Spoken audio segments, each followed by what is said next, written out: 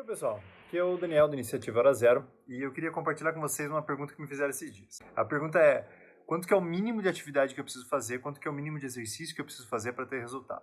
Todo professor de educação física tem uma resposta programada para isso. Você já deve ter ouvido uma resposta assim, meio parecida, né? A resposta começa com 2 vezes por semana, tenta conciliar uma musculação com um aeróbico. Se eu conseguir fazer 3 vezes por semana, melhor. Eu mesmo já falei isso um monte de vezes e dessa vez eu pensei, não, eu preciso responder alguma coisa melhor. E eu voltei para casa decidido achar uma resposta mais concreta e eu achei, mas faltou alguma coisa. Vocês já vão entender o que é que eu queria falar. Acontece que no meio científico a gente precisa ter diretrizes claras, tá? Então esse embasamento ele precisa estar em cima de ciência, precisa estar em cima de estudo e principalmente ele precisa ter um norte, precisa ter algo concreto, né? Não pode ser alguma coisa abstrata. Então, quando a gente fala de atividade física, quando a gente fala de resultado, é muito difícil de ter alguma coisa concreta no meio da saúde, né? Só dados. Então, eu fui pesquisar nos principais órgãos que definem essas diretrizes e fazem esse balizamento, né? Então, 2 que eu achei são o American College de Medicina Desportiva e o Colégio Brasileiro de Medicina Desportiva também. A Associação Brasileira de Medicina Desportiva, na verdade. E os dois, eles usam a mesma diretriz, então isso é um bom sinal, né? Então, qual diretriz que eles usaram? Eles precisavam usar um resultado para decidir um protocolo. E é aí que eu não gostei tanto, tá? Vocês vão entender depois o que eu quero dizer com isso. Eles usaram a ausência de doenças para balizar o mínimo de atividade física necessário. E isso é um pouquinho limitado, tá? Funciona assim, ó. Eles pegaram um número bem razoável de estudos, bem grande de estudos, e nesses estudos eles conseguiram fazer uma correlação estatística, onde eles acharam uma zona de segurança, digamos assim, onde o nível de atividade física é mínimo. A partir daquele nível, as pessoas começavam a ficar mais imunes ou mais resistentes a doenças metabólicas, né? Doenças metabólicas vamos entender como doenças que são principalmente afetadas por comportamento, tá? Então, doenças cardíacas, obesidade, pressão alta, diabetes tipo 2, então coisas que a maneira com a qual você se alimenta e principalmente faz atividade física nesse caso, vão afetar a chance que você tem de ter esse tipo de doença. E eles perceberam o seguinte: pessoas que faziam esse mínimo de atividade física, que eu já vou falar para vocês qual que é, coincidentemente, óbvio, não é coincidência, né? Mas essas doenças apareciam com menos frequência nessas pessoas que praticavam esse mínimo de atividade física ou mais. E daí eles definiram a seguinte diretriz, vou até ler para vocês. Os indivíduos devem aderir a atividades cardiorrespiratórias. Atividades cardiorrespiratórias são todas as que sobem a nossa frequência cardíaca, tá? Então, que você cansa, que você fica ofegante. Uma natação, corrida, bike, subir escada, uma dança, ou alguma outra atividade mais complexa, mas que eleve o seu batimento cardíaco, tá? Então, musculação, nesse caso, agora, por enquanto, não entra, mas depois a gente vai falar com mais calma sobre isso. Intensidade moderada, de mais de 30 minutos diários, 5 vezes por semana, ou em um total de 150 minutos por semana. Então, primeira diretriz desses colégios, que você faça atividades cardiorrespiratórias, de intensidade moderada, por mais de 30 minutos diários, 5 vezes por semana, ou um total de 150 minutos por semana. Ou de intensidade vigorosa por mais de 20 minutos por dia, por 3 vezes por semana, ou um total de 75 minutos por semana.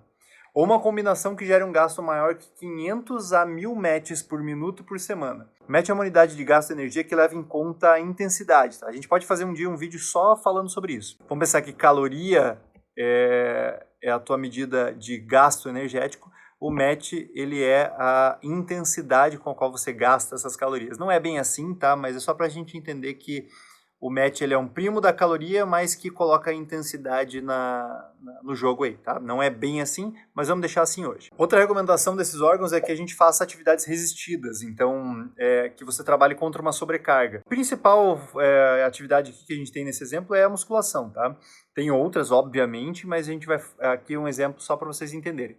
E também fala para você fazer atividades que exijam mais da tua coordenação, atividades recreativas, equilíbrio e tudo mais. Isso é bem legal, isso já é bem diferente do que eu aprendi na minha época da faculdade. Era bem mais limitada essa recomendação do Colégio Americano e da Associação Brasileira também. Então, estamos no caminho. Então, legal, né? Parece uma referência bem boa, parece uma baliza legal para a gente seguir, mas o que eu comentei ali agora há pouco, que a gente não gostou muito, tá? O que parece esquisito? Soa um pouco limitado a gente pensar que existe uma diretriz mínima, ou seja, existe uma quantidade mínima de atividade física que você faz para só estar livre de doença. Parece pouco ambicioso, né? Então eu vou trabalhar em cima de uma linha que está próxima da doença.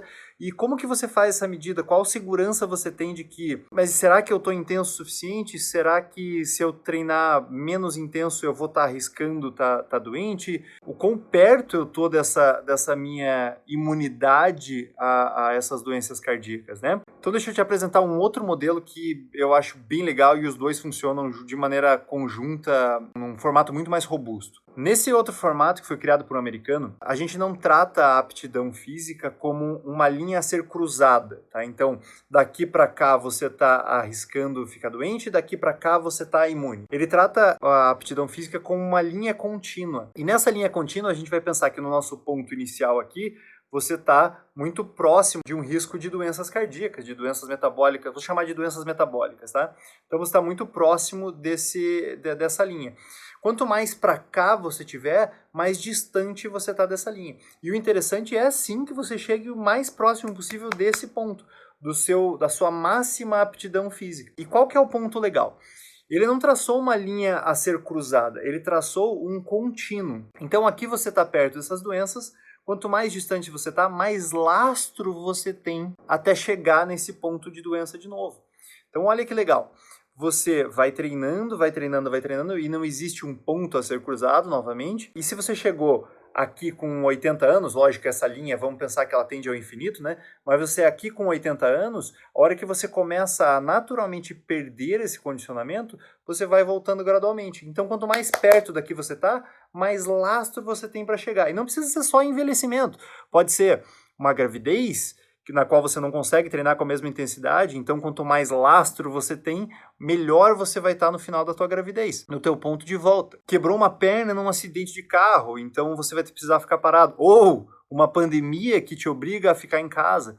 Nessa volta de treinamento, você não perdeu tanta coisa, você estava num ponto mais distante da tua linha de condicionamento físico. Mas olha só que legal, essas duas abordagens ela têm um ponto em comum, que é a intensidade. Quanto mais intensa for a sua atividade física, menor o volume de atividade que você precisa fazer na tua semana. Vamos entender como volume sempre a quantidade, tá? Então, as variáveis de atividade física sempre são volume e intensidade. Volume e intensidade. A gente vai falar muito mais sobre isso, tá? Mas volume é sempre vezes por semana, número de repetições, tempo, intensidade tem a ver com aqueles METs que a gente falou ali, que é quão forte é a tua atividade física, o quanto o seu fôlego fica desgastado, o quanto a frequência cardíaca sobe, quanto de carga você ergue, tudo isso são conceitos de intensidade e volume é a quantidade, tá? Então, de novo, voltando. Os dois modelos, eles falam que quanto mais intensa a sua atividade física, menos tempo você precisa fazer. Outro ponto importante, para a ciência hoje já é bem claro que a intensidade é a zona que detém boa parte dos resultados. Então, tem vários resultados que você vai conseguir muito mais rápido se você treinar de maneira intensa e tem alguns resultados que você só vai conseguir se você treinar de maneira intensa. Algumas adaptações do nosso corpo só surgem nessa alta intensidade. Eu tenho certeza que a boa parte de vocês conhecem ou até mesmo se identifica pelo fato de treinos de baixa intensidade que fez a vida inteira, mas às vezes não dá resultado. Todo mundo conhece aquela pessoa que caminha todos os dias, mas não é super condicionada ou não consegue emagrecer, às vezes perde o fôlego subindo um lance de escadas. É lógico que treinar uma caminhada é muito melhor do que ficar parado, mas tem algumas coisas que essa pessoa não está adquirindo porque está faltando um treino com alta intensidade. Não me entendam mal, a caminhada como atividade física é excelente, é espetacular, mas a adaptação de verdade mesmo, ela só surge quando você sai da tua zona de conforto. E você só sai da tua zona de conforto quando você quebra aquela linha que você já estava acostumado a fazer. Então, aquelas pessoas que caminham 5 km todos os dias e levam 30 minutos para fazer esses 5 km, dificilmente ela vai ter adaptação. Ela ainda está muito melhor do que uma pessoa que não está fazendo nada, mas essa adaptação dela vai ser muito lenta, porque o corpo já entendeu que aquele é o normal. Então, o que eu quero dizer? Que você tem que fazer uma maratona amanhã? De jeito nenhum, jamais. O que eu quero dizer é que você tem que achar aquele pontinho para você cruzar que te tire da zona de conforto, que te tire dessa linha de constância que você já está acostumado.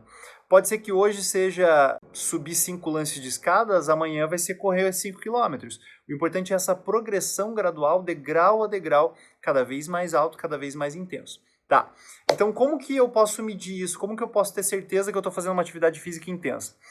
Um jeito bem simples é você medir. Você medir a tua atividade física. E como que você mede a tua atividade física? Você faz um registro, pega um caderno e faz um diário. E o importante é você tentar fixar uma das variáveis. Pode ser o tempo, pode ser o volume, pode ser qualquer outra coisa. Como que você faz isso? Vamos dar um exemplo. Então eu faço a mesma caminhada todos os dias. Eu caminho até o supermercado, não para fazer compras, mas eu caminho para fazer uma atividade física, então caminho até um parque, vamos a um parque.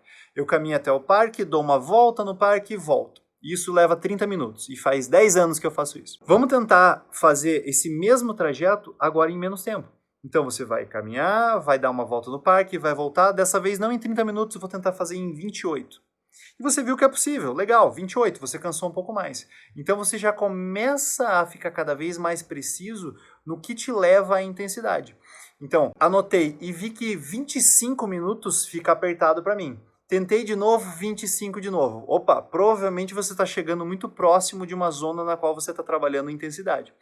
E a ideia é que você gradualmente comece a melhorar cada vez mais esse teu tempo. Pode ser que um ponto você precise dar um trotezinho para melhorar esse tempo. Você vai fazer a tua caminhada e você corre por 100 metros. Aí você começa a chegar cada vez mais perto do seu limite. Um lance de escada, isso é legal também de você programar. Você pode pensar em subir 10 lances de escada. O teu prédio tem 20 andares, você vai subir até o 10º andar o mais rápido possível. Pode ser que você precise parar, pode ser que você precise descansar, sentar na escada e você vai levar 10 minutos para subir esses 10 lances de escadas. Ok, descansa. Daqui uns 2, 3 dias, uma semana, você vai lá e faz de novo. E dessa vez você vai tentar subir um pouco mais sem parar. Você precisava fazer a tua primeira pausa no 3º andar, agora você vai fazer no 4º. E vai levando isso até que você chegue num ponto de intensidade.